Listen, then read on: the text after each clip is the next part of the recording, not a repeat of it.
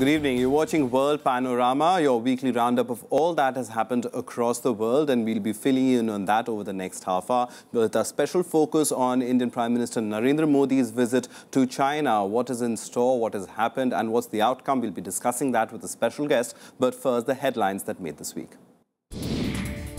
India and China come closer with Prime Minister Modi visiting the Asian giant, an effort to bridge issues, straining ties, move towards realization of huge potential between the world's biggest emerging economies. The refugee issue takes center stage in Asia and Europe. Rohingyas fleeing Myanmar or North African migrants moving into Europe. Their trauma and pathetic conditions call for corrective policy making.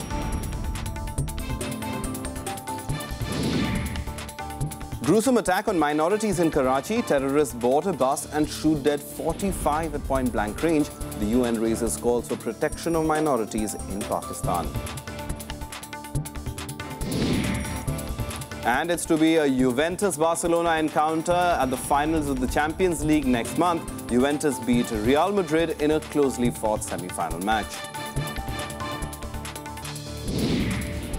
And the defining bluesman for generations, B.B. King passes away at 89 in Las Vegas. That singing guitar and shimmering vibrato voice is no longer anymore.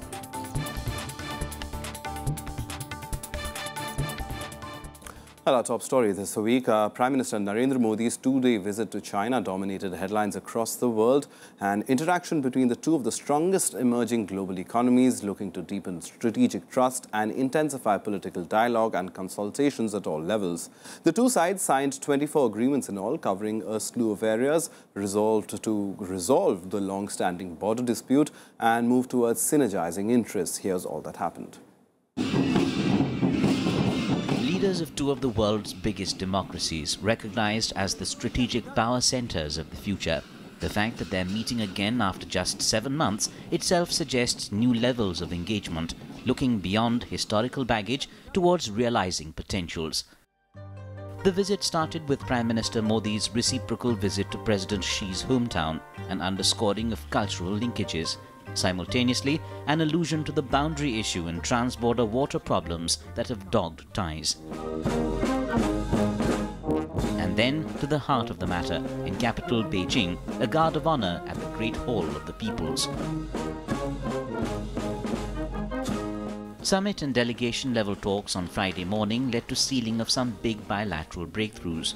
India and China signed a record 24 agreements in key sectors, including railways, education, diplomacy and commodities. Also included are plans to set up new consulates in Chengdu and Chennai, agreements on sister states and cities, and a consultation mechanism for trade negotiation. The deals are set to total around $10 billion. Amid a call to resolve the boundary issue and wipe clean inherent distrust in the relationship, Prime Ministers Modi and Lee stressed on mutual security, equality, and taking ties to the next level. We see enormous bilateral opportunities and many similar challenges like urbanization. We are pleased with the progress on the commitments from the summit last September. 贸易额目前并不大，和我们两国之间的国力相比较，市场相比较还有很大差距，这也表明我们有了很大的发展潜力。 Later in his address to students, Modi spoke of the two nations undergoing a rapid economic and social transformation. There was even a surprise announcement on e-visas to bridge a persisting people-to-people divide. We must seek inspiration from the pilgrims of the ancient times who braved the unknown in search of knowledge and enrich us both. So we have decided to extend electronic tourist visa to Chinese nationals. From Beijing to Shanghai, meetings with business leaders and business deals worth billions, a definite effort to correct a rising trade deficit. This visit comes just as huge changes are imminent in Asia concerning modes of economic interactions in the continent as well as the overall security environment. India and China look to negotiate their terms of engagement while such changes are afoot. There were several agreements signed as well between the two nations as far as boosting trade and economic ties are concerned. But will this just be on paper, or will some true action come out of this remains to be seen. With camera person DK Pandey, this is Frank Pereira from Beijing, China for Rajya Sabha Television. Now, to help us analyze Prime Minister Modi's visit to China, we are joined by Professor Alka Acharya. She's the director at the Institute of Chinese Studies, Jawaharlal Nehru University. Thank you very much for coming in, Professor Acharya. Very simply, we'll start off with the specifics first, then we'll talk about the larger impact of the visit. Very business-oriented Prime Minister. I mean, Prime Minister Modi's, most his visits to other countries have been geared towards the Make in India campaign. He's in Shanghai today, meeting top CEOs, deals worth $22 billion. Has trade, has economy. I mean, that is the basic nature of the relationship between India and China. But the growing trade deficit was something that was a big concern. So has the economy sort of taken over the objectives of both countries in diplomacy? Well, you're right that this was an agenda dominated by economic issues. And in all the visits that we will now begin to assess in the first year of Modi's office, his government in power, and this is going to be clearly one of the most significant visits, because the kind of contribution that is likely to come in from China towards India's Make in Agenda plan, infrastructure development, assistance in terms of the industrial parks, skill development and all these kind of things, the Chinese contribution is likely to be the most critical. I say this because we have, as the Prime Minister himself mentioned in his speeches, there are a lot of similarities in the way both countries have attempted to modernize and develop. Right. And so the synergies that are being talked about between two growing economies, of course, China is much ahead of us. So clearly, Mr. Modi understands that China's role is going to be very significant, and therefore he projected brand India and brand Modi with a gusto. He spoke about easing up regulations, and he constantly gave out this message, India is ready, India is ready, now come and, invest. And so investments are clearly going to be his priority. All right, so investments are a priority, but in terms of, I mean, this is a third engagement between the two countries at the top level, I would say. So in terms of taking this relationship forward, do you see a major sea change happening, or is it going to be incremental change, as often happens in such ties between two big countries? See, I think an interesting shift has at least been initiated with this visit. In the main, you can see that there is a continuity in the basic framework. That is to say, you have critical issues on which you disagree, but you keep aside the differences and keep developing the relationship. Earlier, the framework was set aside the border and develop the relationship in an all-round fashion. Today, it is slightly, with a twist, in the sense that keep engaging on the border, because now you have very, very significant mechanisms to discuss the border and how to get, there is a process which is moving towards an eventual solution. So keep the border engagement on, but now start focusing on the economy. But even there, I would say there's a slight contribution that Modi is bringing to this non-political, non-strategic dimension of the India-China engagement, which is that he's bringing a strong dose of culture, civilization and history. Right. In other words, if we can see in Modi's tenure, we are likely to see, instead of the two pillars, we will see three pillars on which the Sino-Indian relationship is going to rest. First and the most significant will be the economic, commercial, investment, etc. The second, which is going to be equally important, is going to be the civilizational, cultural, historical link. This is going to impart a very different tenor to the overall relationship. And the political and strategic, which will continue to be an important pillar, but which will give precedence to economy. I mean, this is a new kind of politics. Yeah, that interesting. We are seeing. I mean, I think that would be the change that we're perhaps seeing in the India-China relationship. Final question, in terms of impact, in terms of heading forward from here, there are issues. I mean, India is also trying to emerge as a power in the neighborhood, issues relating to, for example, the Indian Ocean, the Chinese supremacy over there, or their want in terms of, I mean, there are issues of conflict. There have been, the Americans are supporting India because they think India can help them ensure that South China Sea remains out of complete Chinese control. So in that sense, there are a lot of sticking points. How do we see the countries moving forward from here? I have no doubt that there are going to be these these strategic and security dimensions, including. There are going to be plenty of naysayers who are going to say, don't trust the Chinese. Now, Modi's approach is interesting in the sense that he goes, after, of course, finishing the cultural thing, which was essentially a reciprocity reciprocal gesture between President Xi and Modi. After that, he goes straight away and puts the political and the problematic issues on the table. And he makes one of the most direct and blunt statements, I think, that I've seen a prime minister make on Chinese soil, that China must consider its position on the border. And it has to take the Indian relationship with the border situation problem in a long-term and strategic perspective. He says that. He raises the water issue. He raises Pakistan. All the tough issues he raises on the first day. And this is okay. Now, put them aside. Let's talk politics. So here is a blend of pragmatism. There is, I mean, I do not see these tricky issues going away. They will continue to be. But he's now saying, let us focus on the economics. Let's see what we can do to improve the people to people, open up. I do wish as a scholar that he had taken a most needed step, which is opened the way for scholarly exchanges, facilitated research visas, facilitated freer exchange between scholars, because, you know, he kept on talking about how we have these people have to connect. People can't connect if they can't talk to each other, share each other's works, ideas, views. It's not only about tourism and the Buddhist circuit.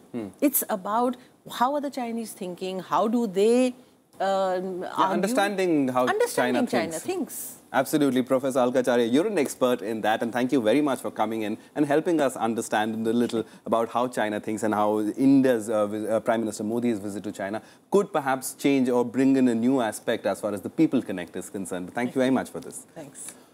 On that word, we'll move on for now. An issue now that has taken center stage both in Europe as well as in Southeast Asia is illegal immigrants. Now, in both parts of the world, communities look to flee persecution in their respective homelands and are pushed into taking dangerous sea journeys to countries on the other side. We focus on the Rohingya Muslims fleeing Myanmar and Bangladesh, seeds of a massive humanitarian crisis in recipient nations. Here's a report.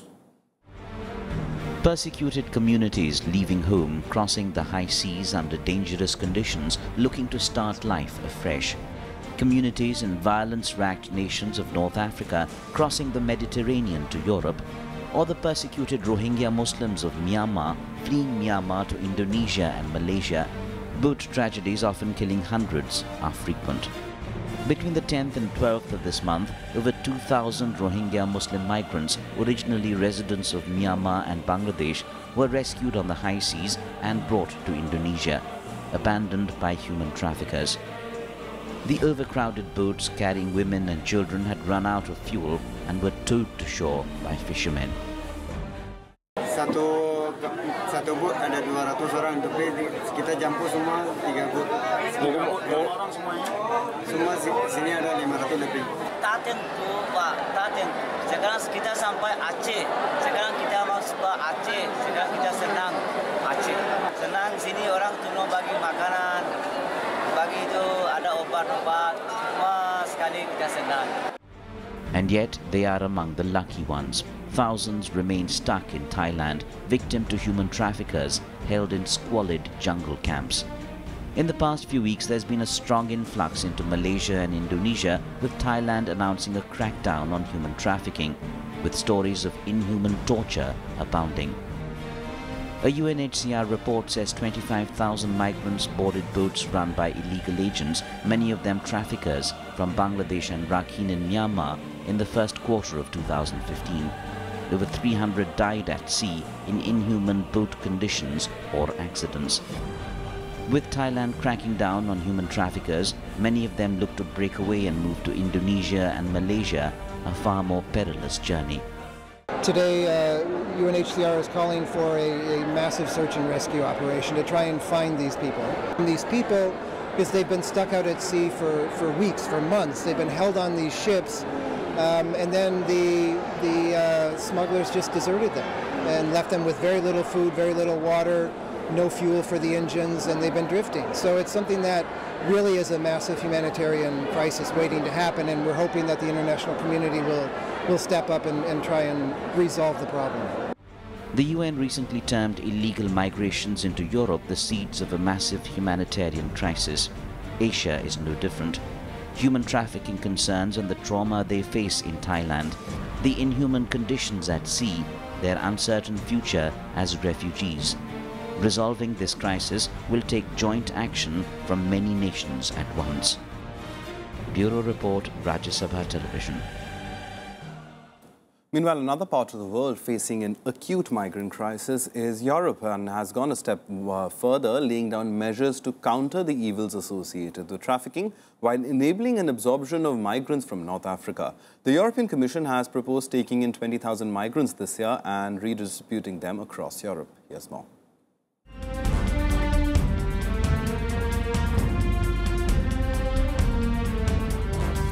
The migrant influx into countries bordering the Mediterranean has similar roots to the issue in Asia. They come in overcrowded boats from countries from North Africa due to persisting conflict there.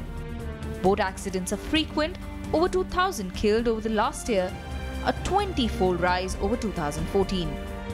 Besides the inhumane conditions in which they cross the high seas.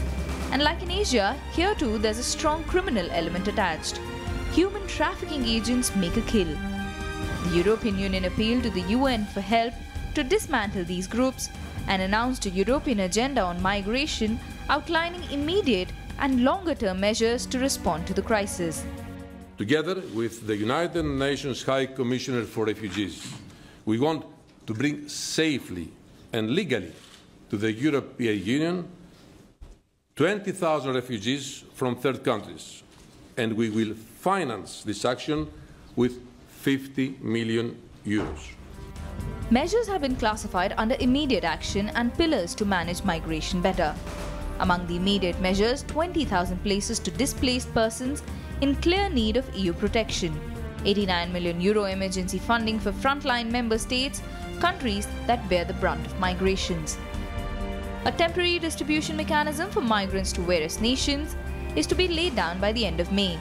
A permanent mechanism will be in place by the end of 2015, and framing of a policy to dismantle traffickers' networks in accordance with international law. Longer-term goals include reducing incentive for irregular migration, border management to save lives, a strong common asylum policy, and policies on legal migration. The EU has underlined the need for strong measures, military if necessary, against human trafficking agencies operating in the region. We are not planning in any possible way a military intervention in Libya. This is not in any possible way a way or an option for us. What we're planning is a naval operation in coordination, hopefully, with the Libyan authorities, with the relevant Libyan authorities, but a naval operation to dismantle the business model of the criminal organizations that are acting, smuggling and trafficking people. Most EU member nations as well as the United Nations have welcomed the measures that enable a greater sharing of responsibility for refugees and reducing the burden on countries like Italy and Greece, where most migrants arrive. It's about laying foundations for definite measure to handle a very real issue. They're long overdue. Bureau Report, Rajya Sabha TV. Well, time for a quick break right now, but coming up on the other side, we'll talk about the Nepal situation. Another earthquake this week over there. What was the extent of damage? We'll update you on the other side.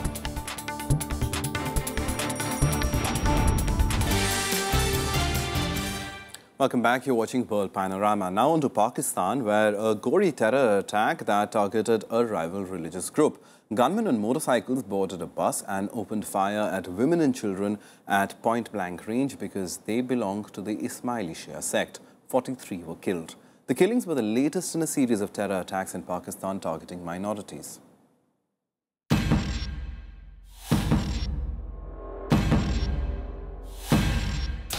It can hardly get more gruesome and brutal than this. 6 men board a bus and open fire at the passengers. 45 family folk shot dead at point-blank range, some 20 injured.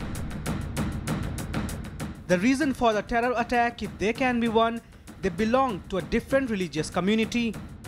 This happened in Karachi, Pakistan in broad daylight, as the group was on its way to an Ismaili Shia place of worship. औरतें और नौजवान ज्यादा थे उसके अंदर और तकरीबन जब हम गए तो फिर अंदर देखा तो बड़े लाशें थी उसके अंदर और वो वहाँ खड़ी करके जो ड्राइवर था वो वहाँ से जा चुका था। वो जो बाद में पता चला कि जी वो किसी G17 का मिनी बस का ड्राइवर था जो छोड़ के यहाँ पे चला गया ना। INMM है, SMGs हैं और दूसरे मुख्तलिफ वेपन्स हैं। अंदर जाके मारा गया, बाहर से फायर नहीं हुए। जो हमने अभी तक बस को जो मुशाहिदा किया है वो अंदर से ही जाके उन्होंने फायरिंग की है। Once again, the attack highlights the spate of atrocities against religious minorities in Pakistan. Condemnation and censure, besides messages of condolence, have poured in from around the world. For Pakistan's age-old brand of communal terror getting another say, Pakistani Prime Minister Nawaz Sharif ordered an investigation into the attack. ये यकीनन पाकिस्तान में इंतशार फैलाने की एक मज़मूम कोशिश है और एक दूसरे को लड़ाने की मज़मूम कोशिश है। ऐसे तबकों को भी बीच में मुलव्विस किया जा रहा है जो कभी भी आज तक कंट्रोवर्शियल नहीं थे। Jundullah, a splinter outfit of the Pakistani Taliban, claimed responsibility for the killings. The Taliban spokesperson said the attack was executed because the victims were kafir or non-Muslim. The group has vowed more attacks against Ismailis, Shias and Christians. This attack comes weeks after the Taliban targeted 2 churches in Lahore, killing 14 people. A global chorus grows for stronger action against such outfits in Pakistan, with the United Nations stepping in again this time. Secretary General calls on the government of Pakistan to take all necessary measures to bring to justice the perpetrators of this despicable act. Taking note that a number of attacks against the Shia and Christian minorities have taken place in the recent past in Pakistan, the Secretary General urges the government of Pakistan to take swift measures aimed at effective protection of religious minorities in the country. In the last few months, Pakistani troops have carried out massive offensives against Taliban strongholds in North Waziristan, killing and arresting hundreds. But acts like the bus massacre on Wednesday underscore that the communal divisions remain far from overcome. Bureau report for Rajya Sabha Television. Well, it's time now to take a look at the other big news and updates from around the world in Globe Watch.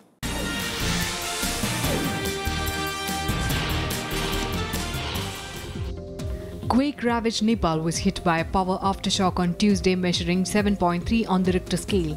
This one had its epicenter in Kudalia, northeast of Kathmandu. Fresh landslides hit mountain areas with nearly 70 people reported killed. Reports say buildings left standing have been further weakened. The government estimates losses at $10 billion. The overall official death toll now nears 9,000. Fresh hurdles have also emerged in the distribution of aid to interior areas. The country already battles disease with monsoons less than a month away. An attempt to overthrow Burundian President Pierre Nkurunziza ended in failure as coup leaders admitted defeat and were arrested or forced to go on the run from loyalist troops. General Niyombare, who launched the coup in Burundi earlier this week, said he wanted to give himself up while other top generals were arrested.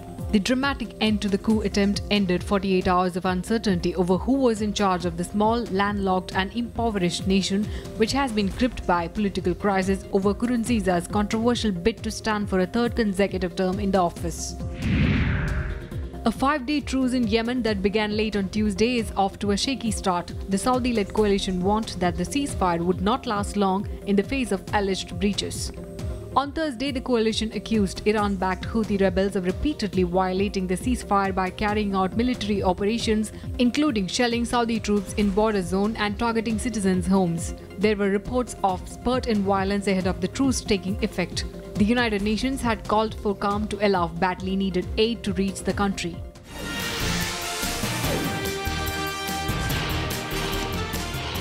Well, time now to find out what's been happening in the world of sports this week. Time now for sports action.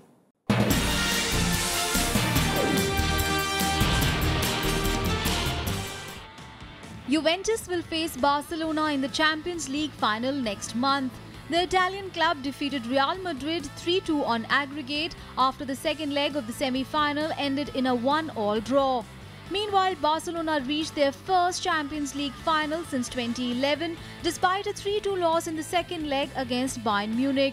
Barcelona, who had a 3-0 lead from the first leg, trailed after 7 minutes. But 2 goals from Neymar helped them to a 5-3 aggregate win. Andy Murray stunned home favourite Rafael Nadal in straight sets to win the Madrid Masters. Defending champion Nadal was aiming for a record 5th win in Madrid but was outclassed by Murray 6-3, 6-2. This was Murray's first win over Nadal on clay in 7 meetings. Athletes in the US men's 4x100 meters relay team that won silver at the 2012 Olympics have been stripped of their medals following the doping conviction of sprinter Tyson Gay. Trell Kimmons, Justin Gatlin and Ryan Bailey as well as Jeffrey Demps and Darvis Patton will lose their medals after Tyson Gay was banned last year following a positive test for an anabolic steroid.